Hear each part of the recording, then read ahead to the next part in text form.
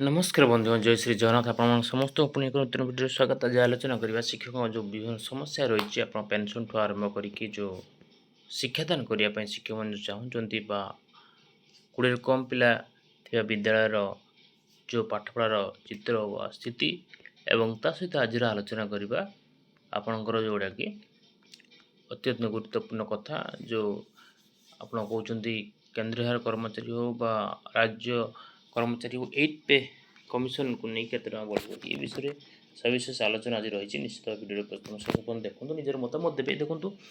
आसब नुआ पेंशन योजना ये समस्त भाग नहीं पारे ये जो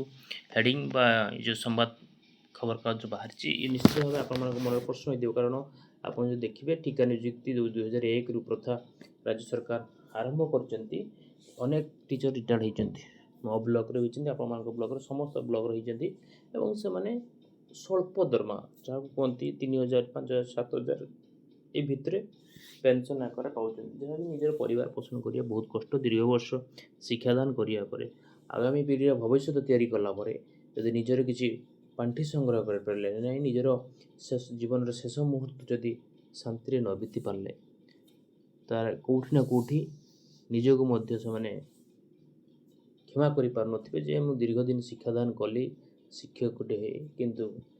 शेष बेले अवसर पर मो निज परिवार पोषण कर मझे जो पेंशन कथा आम आलोचना कर देखिए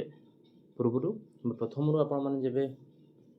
जन्म देखिथे ओपीएस ओल्ड पेंशन स्कीम लगुला मझे एनपीएस आसला न्यू पेंशन स्कीम जानते से न्यू पेंशन स्कीम बर्तमान प्रचलित अच्छी केते टका काटुचे किंतु लास्ट 2 इयर्स देखिए यूपीएस आसला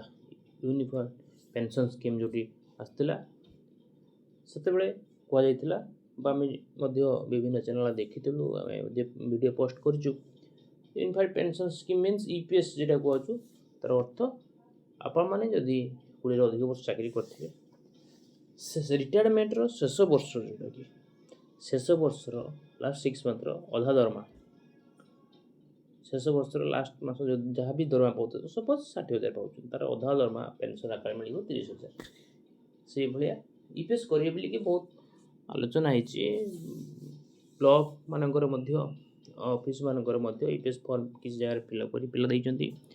किंतु ता वर्तमान सुधा किसी सठिक नीति नियम आसीनी ता लागू यूपीएस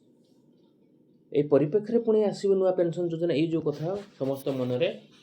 सन्देह सृष्टि करछि कौन पेंशन नुआ योजना आसब अवसर पर शांति केवल शिक्षक नुहे सब विभाग राज्य सरकार अधीन सब विभाग बा केन्द्र सरकार अधीन समस्त विभाग कर्मचारी मैंने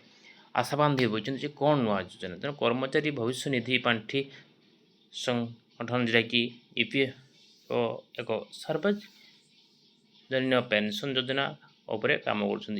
ईपीएफओ 3.0 अधीन यह विकास कराई यार लाभ केवल वेतनभोगी कर्मचारी नुहे बर सबू अणसंगठित केन्द्र क्षेत्र में शिक्षक मानक मिल विशेषकर जोटा कि आप कहुच्छी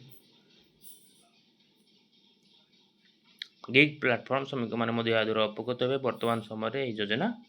केवल विचार विमर्श स्तर रही ओनली केवल डिस्कसन रही बोधे फाइनाल आस जापे देश पेंशन व्यवस्थार बड़ धरण परिवर्तन हो जहाँ आशा कराऊँ दिस इज नॉट फाइनाल तेणु जो एनपीएस बर्तमान आम अच्छू यूपीएस पाइबापी आम शुणुलु कि बर्तमान तो ये पुणी एक नुआ कथा नुआ सिस्टम आसापी जाऊँगी प्रतिवर्ष सुध टंकार जमा खाता कटा जोटा कि जो मैंने सरकारी कर्मचारी प्रति पुथि निवेश करेंगे और अवसर बयस होगापर से ही टंका पाइबापी सदस्य को 2 प्रकार विकल्प मिले प्रथम विकल्प हो नियमित पेंशन द्वितीय विकल्प हो सिस्टेमेटिक विड्रॉल प्लान तेणु से हम बोलिए दिस इज नॉट फाइनाल बारंबार कहूँ यह फाइनाल नुहे यह एक प्लानिंग चलती हूँ तो योजना आगू आसीपे ये योजना एक लाभ हो सदस्य मैंने निज अवसर नहीं आगुआ योजना करें से अनुसार से जी अवदान राशि दरकार ताहा दे पारे ए बयस अधिक होता लोक मैंने उपकृत हे से निर्दिष्ट एक अवधि योजना राशि पेंशन भली सुविधा पाइबे और गोटे कथा जोटा कि आम सी संवाद पेपर भी देखुँ 5111 स्कूल 20 कम पिला अच्छा जोटा कि 1343 बालिकार शौचालय ना 4353 कंप्यूटर अचल माध्यमिक स्तर ड्रपआउट हार अधिक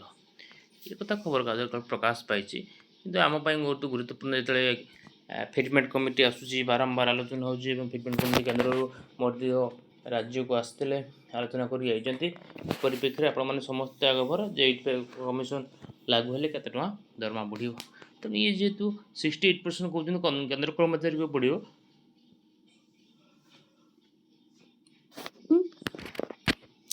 ଅବଶ୍ୟ ରାଜ୍ୟ କର୍ମଚାରୀ କଥା ଉଲ୍ଲେଖ ନାହିଁ। ତ କେନ୍ଦ୍ର କର୍ମଚାରୀ ବଢ଼ିଲା ପରେ ହୁଏତ ରାଜ୍ୟ କର୍ମଚାରୀଙ୍କର ସବୁବେଳେ ବଢ଼େ, ତେଣୁ ତା ଉପରେ ଆମେ କେନ୍ଦ୍ର କର୍ମଚାରୀଙ୍କ ଉପରେ ଆଲୋଚନା କରିବା ନାହିଁ। କିନ୍ତୁ ଯେଉଁ ଫିଟମେଣ୍ଟ କମିଟି ତା'ର ସମସ୍ୟା ଏବଂ ଯେଉଁଟା କୁହାଯାଉଛି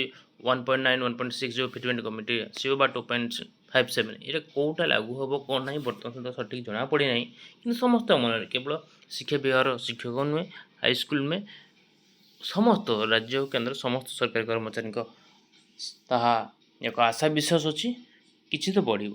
କିନ୍ତୁ କେତେ ବଢ଼ିବ ବର୍ତ୍ତମାନ ସୁଦ୍ଧା ଯେତେ ଆପଣ ଆଲୋଚନା କରନ୍ତୁ, ଯେତେ ଡିସ୍କସନ୍ କରନ୍ତୁ, ଯେତେ ଆପଣଙ୍କର ନ୍ୟୁଜ୍ ଦେଖନ୍ତୁ, କିନ୍ତୁ ଫାଇନାଲ୍ ଫିଟମେଣ୍ଟକୁ ଅପେକ୍ଷା କରନ୍ତୁ। ସଠିକ୍ ସମୟରେ ସଠିକ୍ ବାର୍ତ୍ତା ଆପଣଙ୍କ ପାଖରେ ପହଞ୍ଚିବ। ଏ ଥିଲା ଆଜିର ଆଲୋଚନା। ଆଜି ଏତିକି। ଧନ୍ୟବାଦ। ଜୟ ଶ୍ରୀ ଜଗନ୍ନାଥ।